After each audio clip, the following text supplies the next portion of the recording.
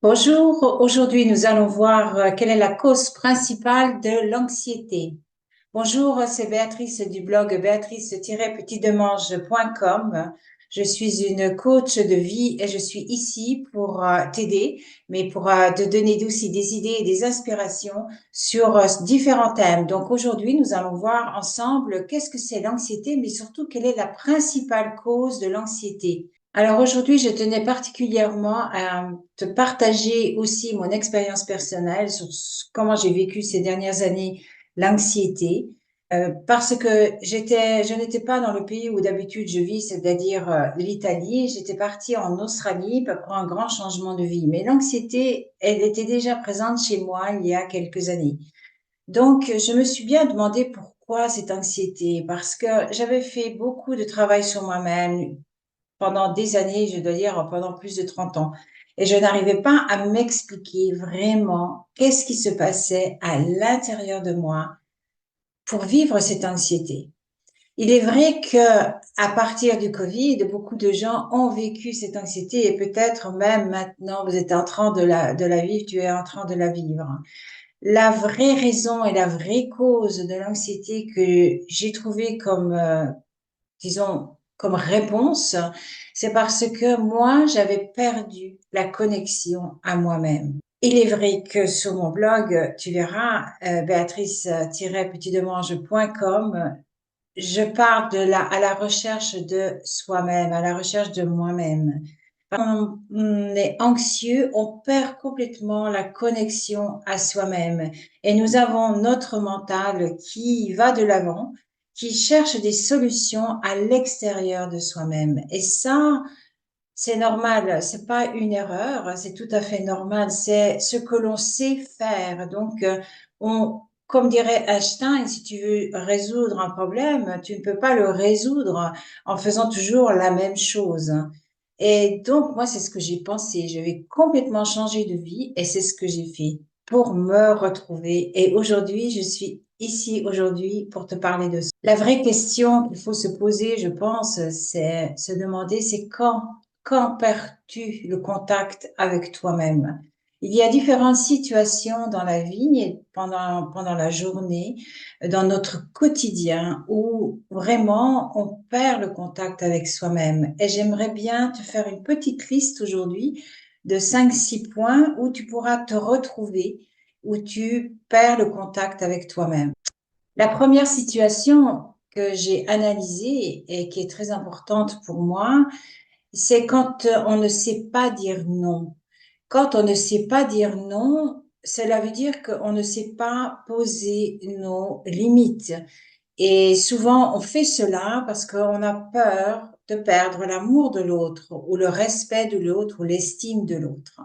Donc ça, c'est bien sûr tout un travail qu'il faut faire sur soi-même pour comprendre quelle est la situation dans ma vie où je ne sais pas dire non. Et ne pas savoir dire non, on l'apprend en apprenant à reconnaître ses propres besoins. C'est-à-dire, regarde un peu une situation dans ta vie que tu es en train de supporter et tu ne sais pas dire non ou bien tu n'oses pas exprimer vraiment ce qui est important pour toi et les besoins que tu as là dans cette situation. Un autre point très important, c'est quand on est indécis et que l'on doit faire un choix.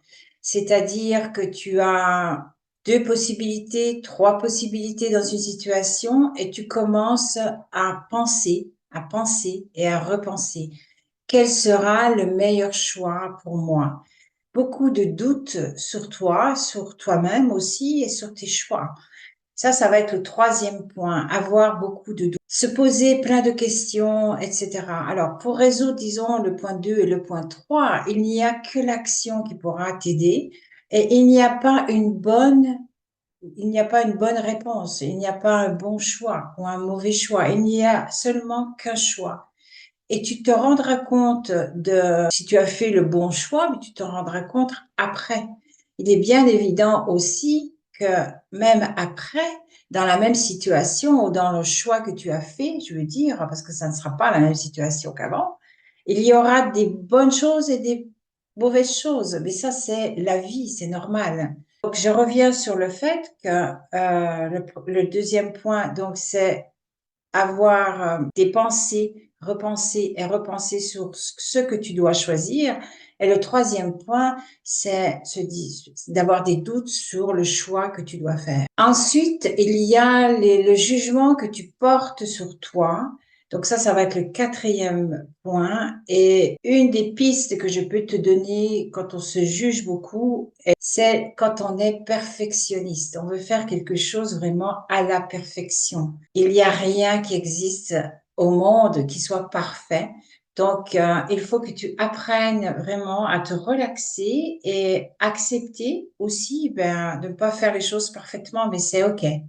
Ensuite, je voudrais te parler du fait de ne pas réaliser ses propres rêves. C'est vraiment une grande façon de renoncer à soi-même et de renoncer à ce que l'on aime vraiment. Combien de choses, combien de rêves as-tu laissé tomber là jusque maintenant? Donc, un petit conseil, fais une liste des choses vraiment que tu aimes, que tu as renoncé. Ça peut être des voyages, ça peut être des choses que tu te dis, mais maintenant, je peux vraiment pas les faire. Cela n'a absolument pas d'importance. C'est important de faire ta liste de tes rêves. Pour conclure, donc, je vais te faire la liste, disons, de ces 5 points que j'ai trouvés. Le premier point, c'est ne pas savoir dire non. Le deuxième point, c'est être indécis, ne pas savoir donc prendre une décision. Le troisième point, c'est être submergé par des doutes. Le quatrième point, c'est être dans le jugement de soi-même, donc être dans le perfectionnisme de soi-même. Le cinquième point, c'est renoncer donc à ses rêves et ne plus se souvenir de vraiment de ce qui nous faisait vibrer quand on était jeune, quand on était même très très enfant. Pour chaque point, je t'ai donné quelques idées. Si vraiment, et là, je pense que c'est un bon conseil que je peux vraiment te donner, c'est de t'approcher près d'un professionnel ou bien d'un coach ou un coach de vie, chercher de l'aide, ou bien tu peux aussi trouver plein de vidéos sur YouTube, bien sûr, pour t'aider, mais parler avec quelqu'un qui va t'aider et à retrouver vraiment qui tu es vraiment, à te reconnecter à l'essence de toi-même. Je pense que ça, c'est la chose la plus importante.